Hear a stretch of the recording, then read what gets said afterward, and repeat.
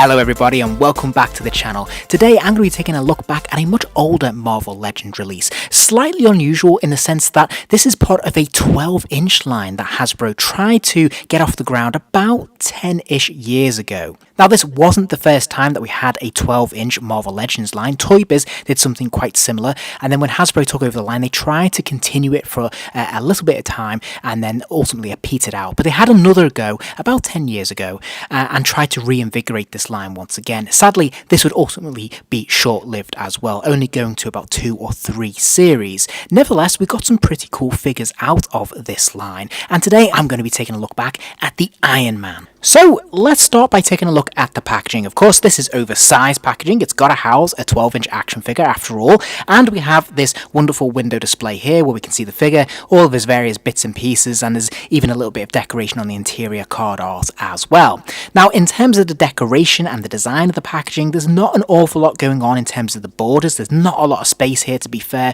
We do have the Iron Man logo, and this is nicely embossed, and you'll notice it's actually a little bit shimmery because it has this holographic effect to it. This is better demonstrated when we look at the side panel though, where we have this wonderful photography of the figure, and it is different on each side panel, which gives you a couple of different display options, but we can really see the holographic effect here when we shine the light on it, and it looks really fun.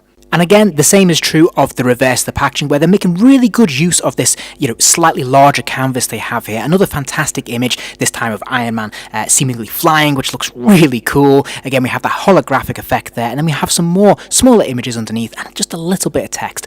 This is immensely displayable. I think this looks really good when you stack it up on your shelf or you put it in a glass cabinet. It looks really fun. And upon opening the figure and liberating him from the packaging, first impressions, I have to say, he looks pretty cool. I'm really happy with the overall proportions and dimensions, and I like the choice of armor they've gone for here. It doesn't feel like it's a specific version of Iron Man from the comics, although obviously it would be a more modern interpretation, but at the same time it feels like it could equally be from the MCU. It could be from the film version as well. It's versatile in that sense, and I think that makes it really fun and interesting. I don't have an awful lot to draw on when it comes to the head sculpt. Of course, we're not dealing with a likeness here of an actor, or even from the comic book page specifically, but what we do have is a lot of detail in this faceplate. I think they've done a really nice job giving us those grooves and those lines, which just add a little bit of detail. We can see some fine paint apps here and there as well to really draw out that detail, which I think is a really nice touch, and that remains true for the rest of the figure as well. We can see there's an awful lot of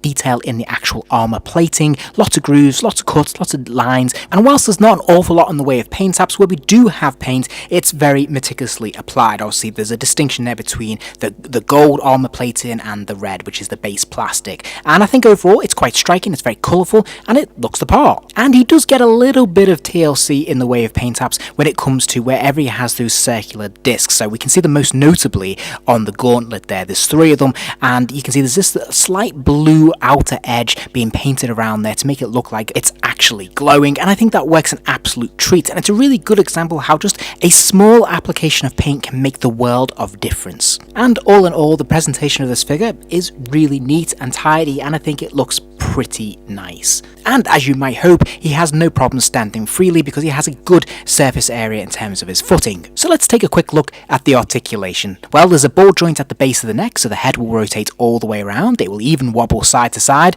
and because there is a hinge on the neck, it will allow the head to bend all the way forwards and all the way back. Now, this is hugely unexpected, but very much appreciated. There are ball joints in the shoulders, and pleasingly, that shoulder cap is articulated as well to allow maximum posability, which is great. There's a complementary bicep swivel, which is fantastic, and he has a double joint at the elbow, although really I'm only able to pivot mine to about 90 degrees, which is a little bit disappointing, but you might be able to get more out of this. I just didn't want to push it and snap mine. Now, we do have a pin swivel at the wrist, of course, so the hand will rotate all the way around, but you'll notice there is an armor piece on the back hand there. This is also articulated to give you a little bit more flexibility, but it does still hinder the hinge there on the wrist. He has a ball joint in the upper torso that will allow him to move from side to side. However, it's one of those frustrating joints that when you move it, it kind of snaps back to the default position, which I find pretty frustrating. He's also got an ab crunch, which will enable him to bend forward slightly, but it mostly supports him bending backwards, and of course this is to enable various flight poses. There are ball joints in the hips, the legs will kick out to the side. There's also a thigh swivel there as well, which is pretty cool. The leg will kick forwards a little little bit, and it'll go backwards a little bit as well. There's a double joint at the knee, so that lower leg can kick all the way back there, which is pretty cool. And then he has an ankle rocker as well, which of course is hinged, so the foot will bend forwards and backwards, but it will also rock from side to side and tilt as well. He also has a few fun accessories, including an alternate pair of closed fists, 2 repulsor blasts, and an alternate Tony Stark head. Now, we tend to take this for granted because we get this with virtually every Marvel Legends Iron Man release these days, but 10 years ago, this was a little bit of a novelty actually, and would have been quite cool because we didn't always get these various bits and pieces. And as anyone who owns a modern Marvel Legends Iron Man figure will tell you, these repulsor blasts are actually pretty cool and quite versatile too. Of course, you can put them in the palm of his hands, but you can also strap them into the peg holes on the feet as well to create a number of different looks. So he's either firing a blast or it enables him to fly. And on that note, if you have a display stand, there's actually a number of really cool poses you can put this Iron Man in. Thanks to Ab Crunch, it will allow him to bend all the way back, and you can create some really fun flight poses. It's just a shame that a display stand isn't included in this set. Now, in terms of the alternate Tony Stark head, it's not terrible, but it is quite simplistic.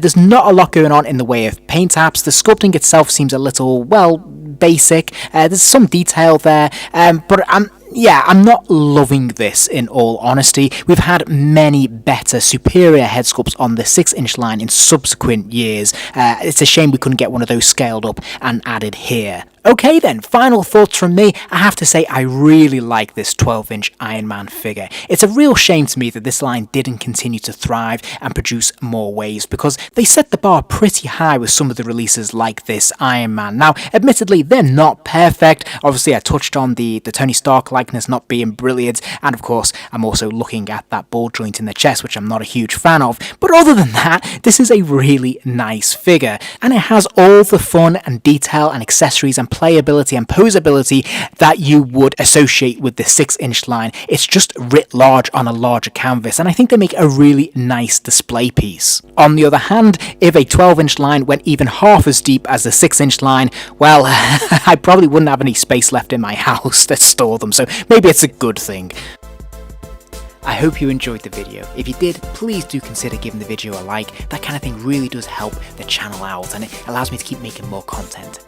And if you're interested in seeing more content, remember to hit subscribe, as there'll be plenty more videos coming soon.